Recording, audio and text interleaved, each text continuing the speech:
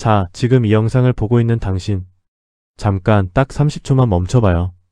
지금 당신 월급에서 세금이 얼마나 빠져나가는지 알고 있어요? 연봉 5천만 원짜리 직장인이라면 매달 원천 징수로 한 달에 거의 40만 원 가까이 통장에서 사라집니다. 1년으로 계산하면 400만 원을 훌쩍 넘어요. 근데 그거 알아요?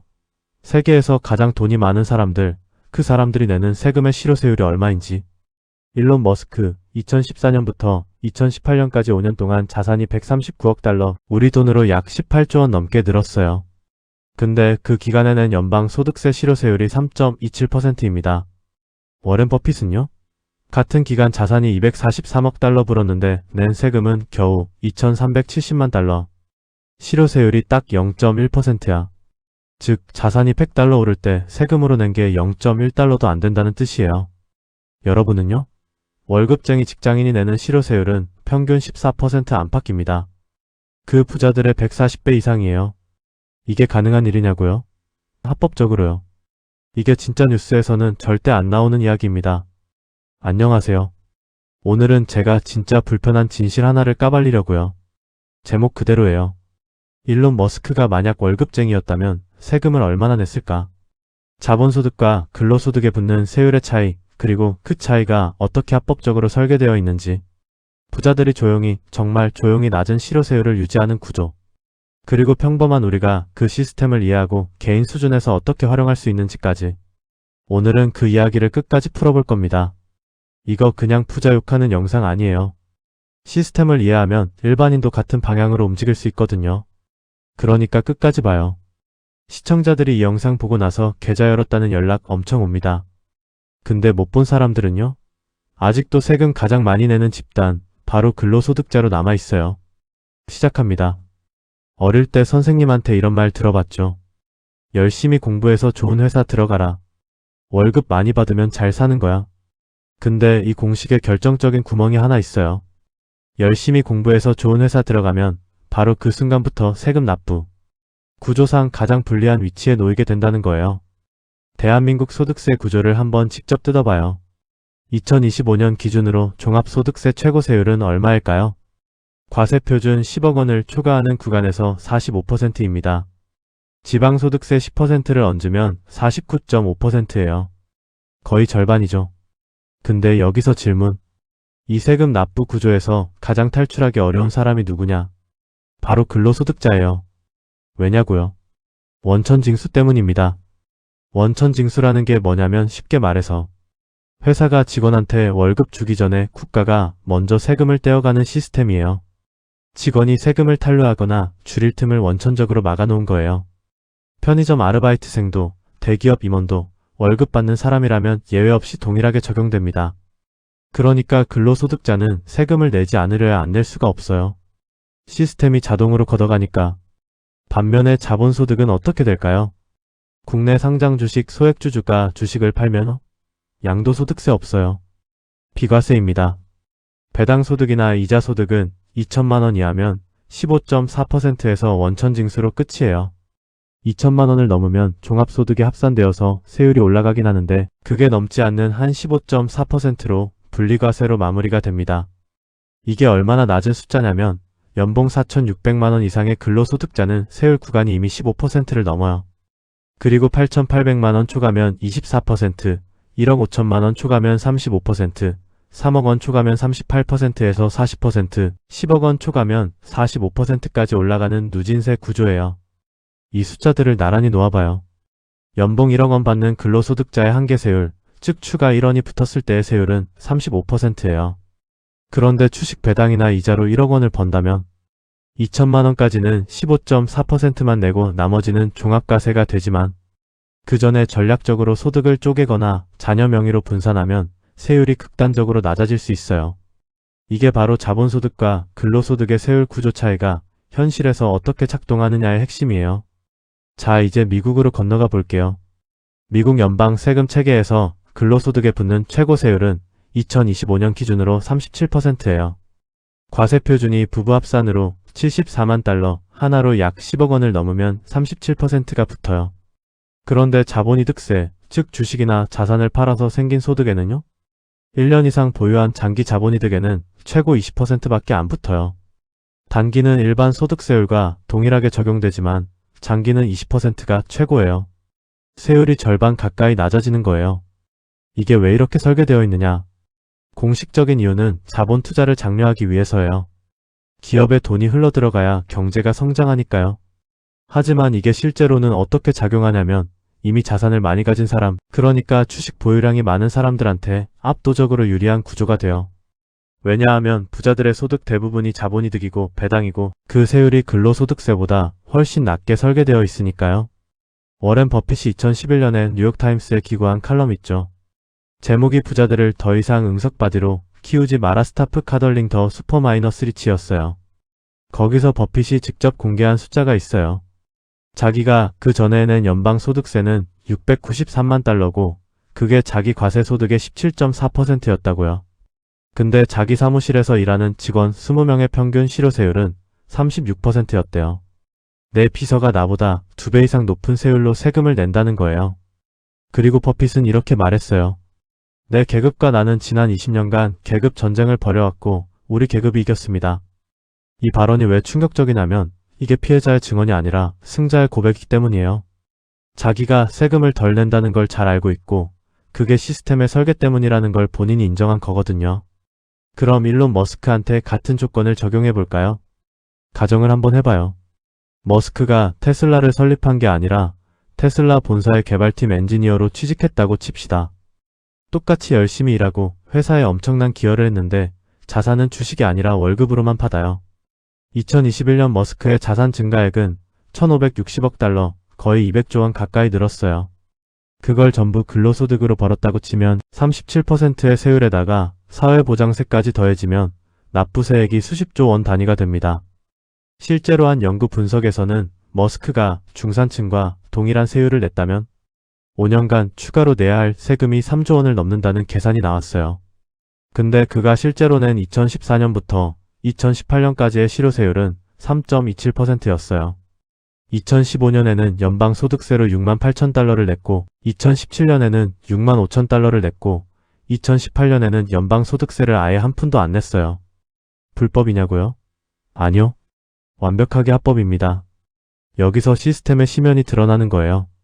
PROPUBLICA라는 미국 탐사보도 매체가 2021년에 IRS, 즉 미국 국세청의 내부 데이터를 입수해서 미국 최상위 부자 25명의 실제 세금 납부 내역을 분석한 보고서를 냈어요. 이게 세상에 발칵 뒤집힌 리포트예요. 거기서 나온 숫자가 뭐냐면 이 상위 25명이 2014년부터 2018년까지 5년 동안 자산이 무려 4,010억 달러 불었는데 그 기간에는 연방소득세 총액이 136억 달러였다는 거예요. 그러면 실효세율이 어떻게 될까요?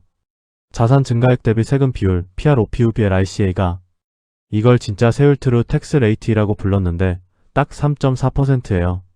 3.4%. 그 기간 일반 미국 중산층 가정의 세금 납부액 대 자산 증가액 비율은요? 거의 100%에 육박해요. 즉 중산층은 자산이 6만 5천 달러 늘었는데 세금으로 6만 2천 달러를 냈다는 거예요. 자산이 늘어나는 속도와 세금 내는 속도가 거의 같아요. 반면 최상위 부자들은 자산이 기하급수적으로 불어나는데 세금은 그 상승폭의 34%밖에 내지 않는 거예요. 이게 어떻게 가능한 거냐? 여기서 자본의 족보를 추적해야 해요.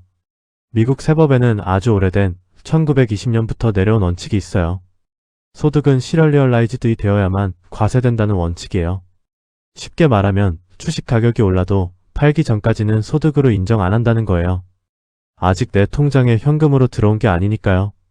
이게 1920년에 맥코머 대 아이스너 비 머칸버 판결에서 연방 대법원이 확립한 원칙인데 그 이후 100년간 미국 세금 체계의 근간이 됐어요. 그러면 부자들이 이걸 어떻게 활용하냐?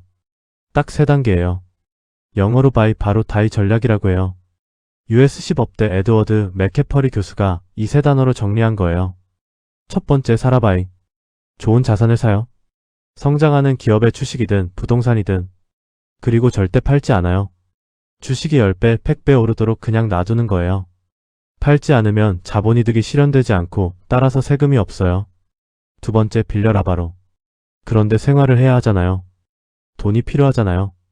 어떻게 하냐면 주식을 담보로 은행에서 대출을 받아요. 머스크는 테슬라 주식 9,200만 주를 담보로 은행에서 개인 대출을 받았어요.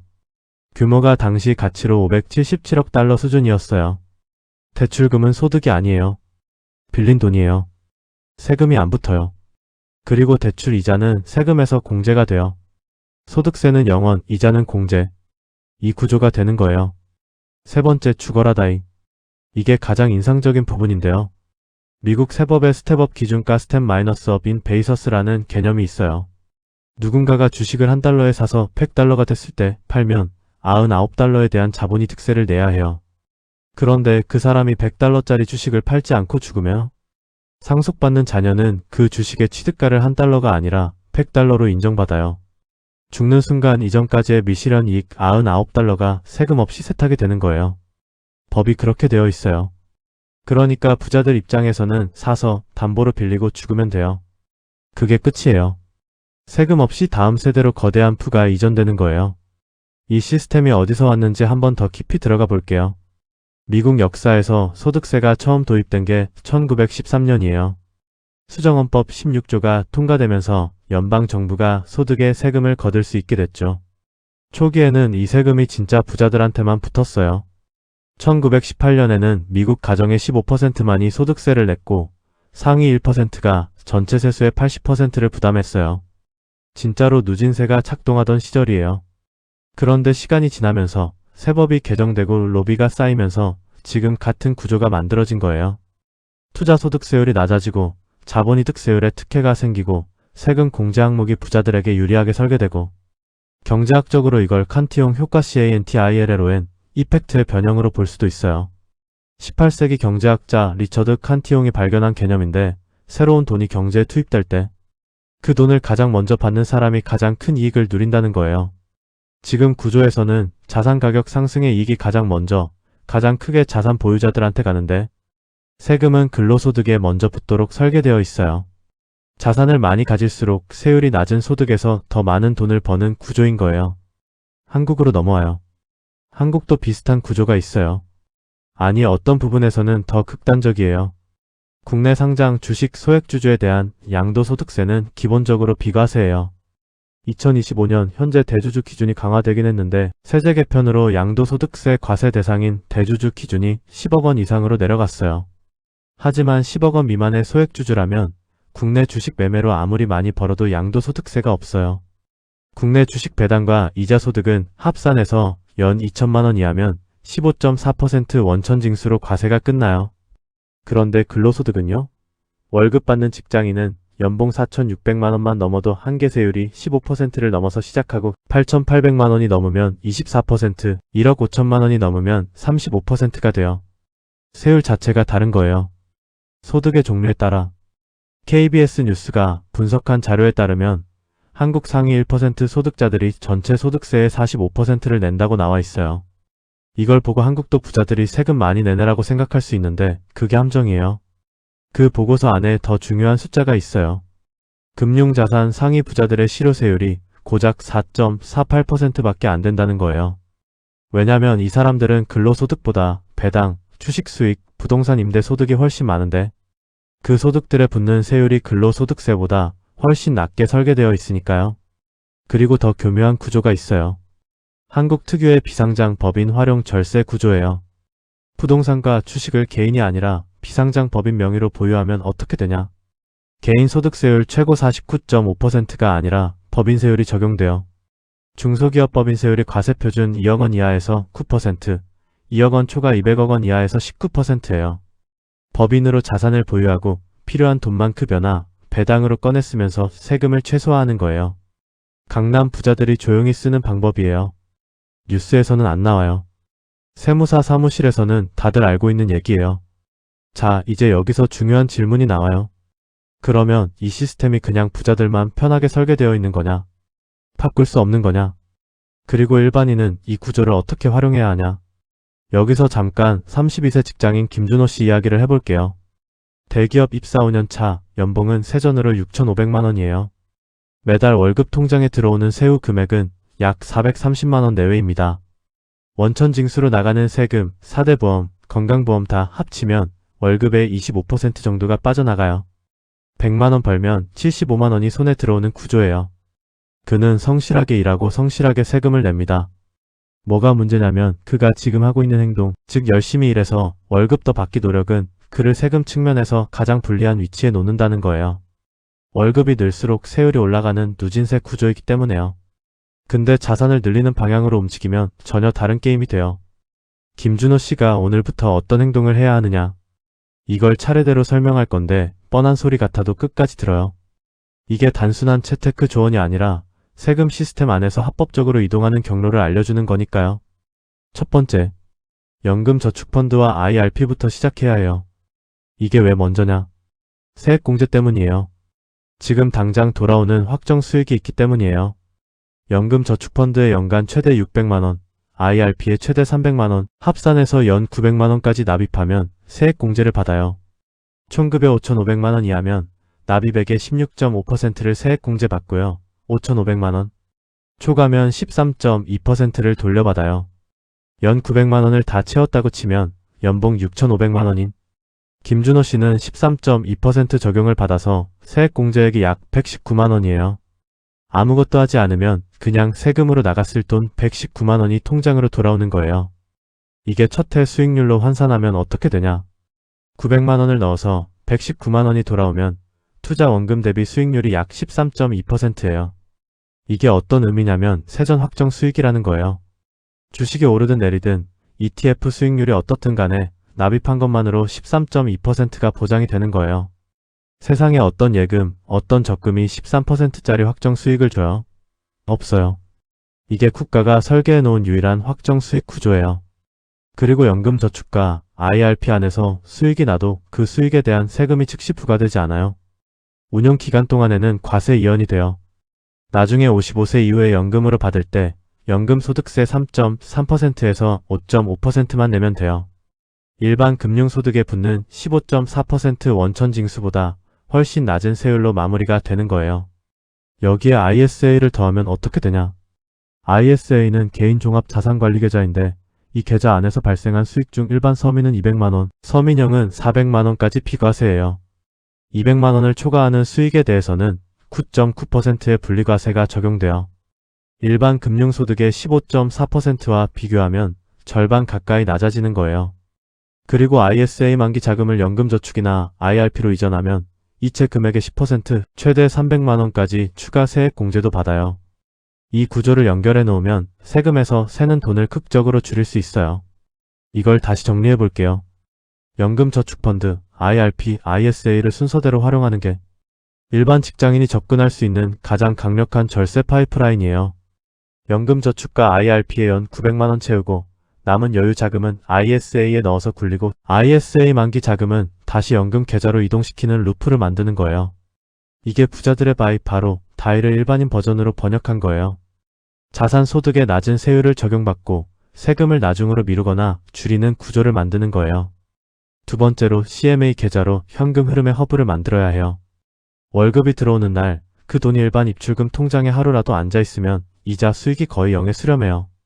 시중은행 보통예금 금리가 0.1%도 안 되는 경우도 많아요. 근데 CMA 계좌는요? 2025년 기준으로 연 2.5%에서 3% 수준의 수익이 하루 단위로 붙어요. 월급이 들어오는 순간부터 하루도 쉬지 않고 돈이 이자를 생산해요. 300만원이 CMA 통장에 들어와 있다고 치면 연 3%로 계산하면 1년에 9만원이에요. 별거 아닌 것 같죠? 근데 이게 1000만원이면 30만원이고 5천만원이면 150만원이에요. 복리로 20년 이상 쌓이면 어마어마하게 차이 납니다. 그리고 이게 단순히 이자 수익만의 문제가 아니에요.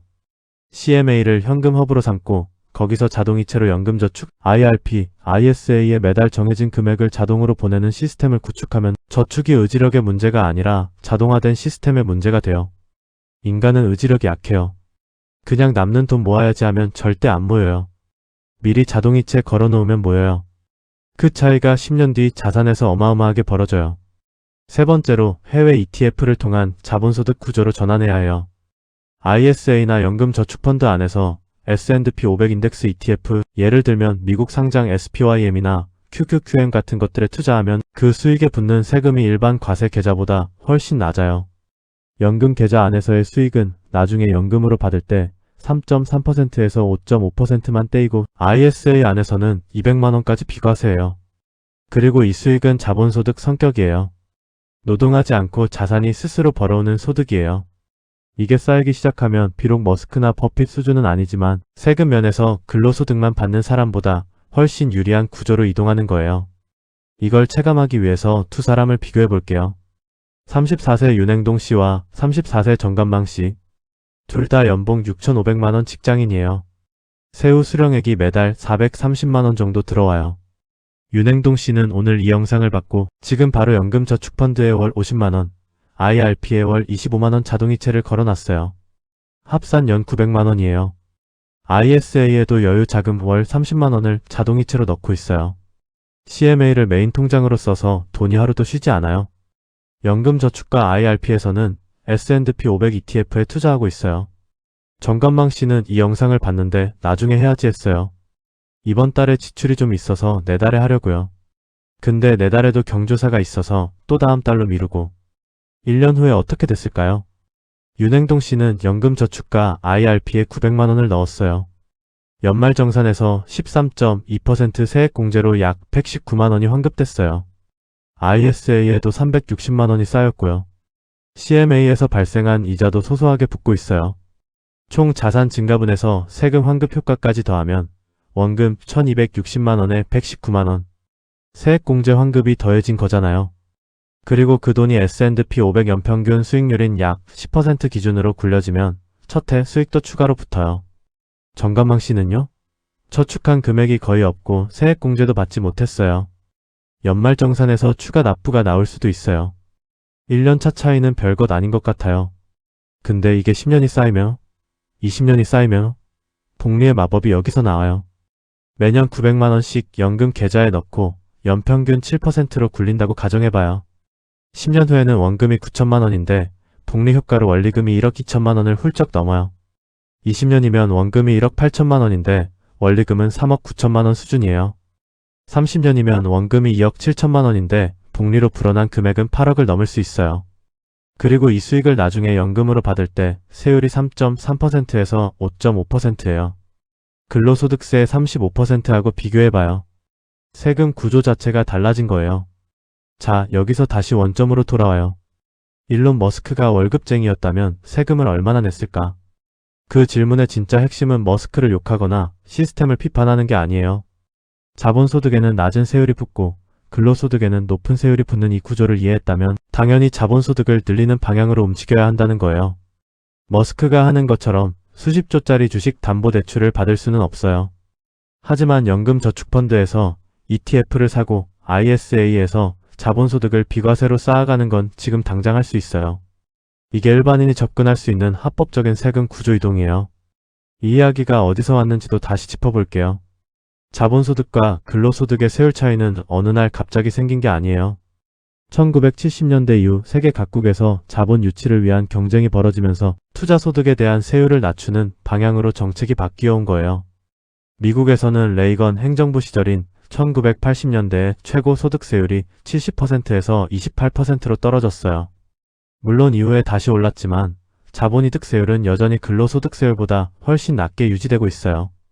이 방향의 수혜자는 당연히 자산을 많이 보유한 사람들이에요. 한국도 예외가 아니에요. 금융투자소득세 도입 논쟁이 몇 년째 계속되고 있는데 2025년에도 폐지로 결론이 났어요. 국내 상장, 주식, 소액주주 양도소득세는 여전히 없어요. 배당소득과 이자소득은 2천만원 이하면 15.4% 분리과세로 끝이에요. 이 구조가 누구한테 유리하냐면 자본소득이 많은 사람들이에요. 자산이 많을수록 세금 면에서 유리한 위치에 있는 거예요. 그런데 중요한 게 있어요. 이게 음모론이나 부자들이 정치인을 매수해서 만든 규칙이라는 게 아니에요. 경제 성장을 위해 투자를 장려한다는 정책적 논리가 있고 거기에 진짜 타당한 부분도 있어요. 기업에 자금이 흘러들어가야 일자리가 생기고 성장이 일어나니까요. 문제는 이 구조가 이미 자산을 가진 사람들한테는 자동으로 유리하게 작동하고 자산이 없는 사람들한테는 자동으로 불리하게 작동한다는 거예요. 출발점이 다른 거예요. 그렇다면 아는 사람은 이 규칙 안에서 유리한 자리를 찾아가야 해요. 모르는 사람은 가장 세금 많이 내는 위치에 그대로 있게 돼요. 여기서 한 가지 더 짚고 넘어가고 싶은 게 있어요. 부자들이 낮은 세율을 유지하는 방법이 단순히 세금을 안 낸다는 게 아니에요. 소득의 종류 자체를 바꾸는 거예요. 퍼핏이 사무실 직원들보다 낮은 세율로 세금을 낸다는 게 가능한 이유는 퍼핏의 소득이 배당이나 장기 자본이득으로 구성되어 있기 때문이에요. 직원들의 소득은 근로소득이고요. 이건 탈세가 아니에요. 소득의 구성을 다르게 가져가는 거예요. 아주 극단적인 예를 들어볼게요. 만약 머스크가 테슬라에서 연봉 $1를 받는 대신 스톡옵션을 행사해서 2021년 한 해에 110억 달러, 하나 약 14조 원의 주식 관련 보수를 받은 게 있는데 그건 스톡옵션 행사 차익이에요. 그리고 그중 상당 부분은 실제로 옵션 행사 시점에 과세되기 때문에 그 해에 엄청난 세금을 냈어요. 실제로 머스크는 2021년에 역사상 개인이 낸 세금 중 가장 큰 규모인 약 110억 달러, 우리 돈으로 14조 원 이상의 세금을 냈다고 본인이 밝혔어요. 그러니까 항상 세금을 안 내는 게 아니에요. 전략적으로 소득의 실현 시점과 구성을 조절하는 거예요. 이게 일반인한테 주는 시사점이 뭐냐면 소득을 받는 시점과 형태를 설계할 수 있다면 세금을 합법적으로 최소화할 수 있다는 거예요. 연금저축에 납입하는 것도 그 원리예요. 지금 당장 받는 소득에 붙는 높은 세율을 피하고 나중에 55세 이후에 낮은 세율로 받는 구조를 만드는 거예요. 세금의 실현 시점을 미루는 거예요. 이제 본격적으로 행동 계획으로 넘어갈게요. 지금 이 순간 이 영상을 보고 있는 당신이 해야 할 것들을 순서대로 정리해드릴게요.